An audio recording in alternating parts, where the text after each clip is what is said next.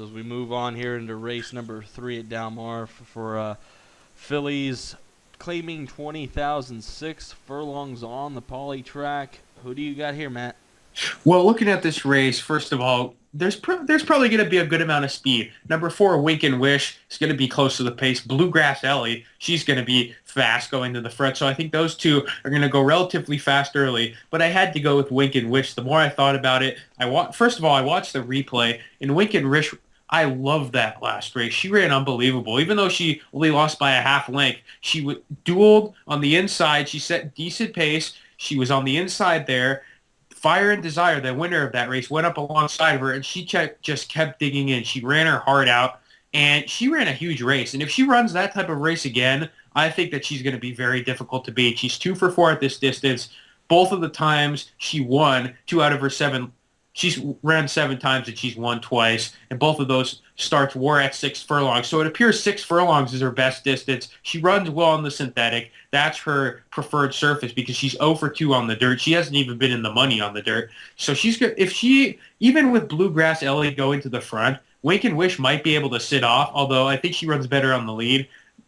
Either way, if she runs a race like she did last time, I think she's going to be very difficult to beat here. We agree once again here with Wink and Wish, and we both know how Bill Spar is off. First off the claim, he hits at the 29% clip. Talamo decides to stay aboard, and Bill Spar really doesn't use Talamo all that much. So, I mean, he drops down one more notch here. Comes from the claiming 25 down to the 20, and I think that's going to be the move that helps her here. And really, I think we both agree that Wink and Wish is better on the lead. I agree with your statement there. She did win on this track here last summer at Del Mar in a maiden special weight, and I think I'd love to see her on the lead. If she gets the lead, I feel comfortable. It should be able to take it wire to wire. And Bluegrass Ellie and Edwin Maldonado, we know that he's a good front running rider.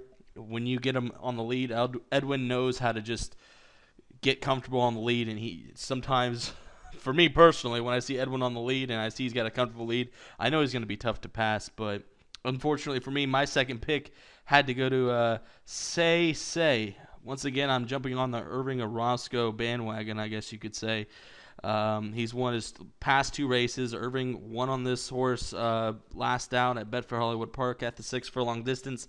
Van Belvoir sees fit to jump up into the 20,000 rank, and I like the Beyers on all that well for people who are buyers. He's only ran a 57 to 55 Beyer, but he's 2 for 2 ever since he came to California from Emerald Downs.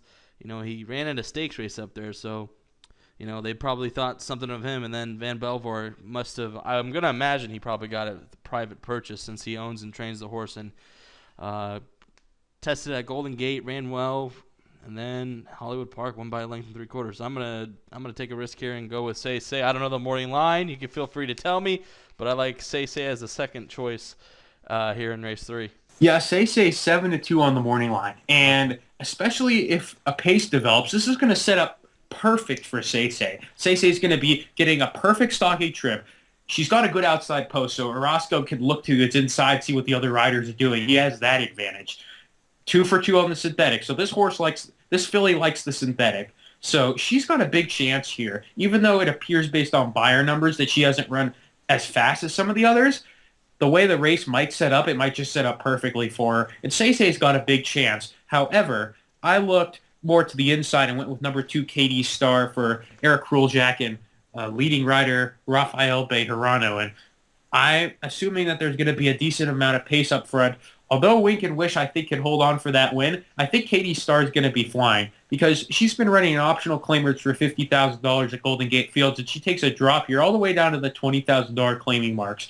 There hasn't been a layoff, so it doesn't appear she doesn't have any terrible physical issues. She runs well on the synthetic, and she's going to be coming with a big run, and especially seeing Bejarano on this horse is a very positive sign. So I think Katie Star has a big chance here to hit the board. You definitely need to use her in your exotics. I think she's going to run on late, but I think Wink and Wish can hold on for that win. I think she ran a big race last time, and I think she's going to run another big one here today. Katie Star will be running on late.